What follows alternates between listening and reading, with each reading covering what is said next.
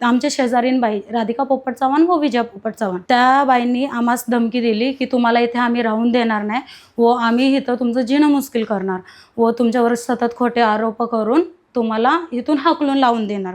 तर आम्ही तिथं माफी मागितली की ताई आमचं काही चुकलं असेल तर आम्हासनी माफ करा, आम्ही म्हणजे इथं कमवणार आणि खाणार, आज कमवलं की उद्या खाणार असं माणसं आहोत, आम्हाला भांडणं वगैरे काय नाही आवडत।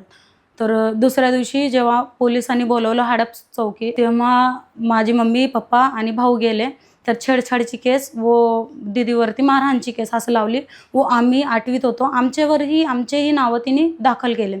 तर माझी मम्मीने तेव्हा सहमतीने माघार घेतली की आम्हाला आमच्या लेकरांचं शिक्षण वगैरे आहे, आम्हाला काय त्या भानगडीत पडायचं नाही, आम्ही इथं कमवायला आणि खायला आलो। 2024मध्ये आम्ही घर बांधकामच काढलं, लोन वगैरे काढून 4 भिंती काढल्या। तेव्हा त्या बाईने आम्हाला धमकी दिली की आम्ही तुला इथं राहून देणार नाही, आम्हाला 5 लाख रुपये दे, नाहीतर आम्ही तुझ्यावर खोटे गुन्हा दाखल करणार व तुला शिक्षणात अडथळा घालणार व तुझे जे काही गव्हर्नमेंट सर्व्हिस असेल व तुला व तुझ्या घरच्यांना सगळ्यांना जेल दाखवणार। रोकठोक महाराष्ट्राला सबस्क्राईब करा आणि बेल आयकॉनवर क्लिक करायला विसरू नका।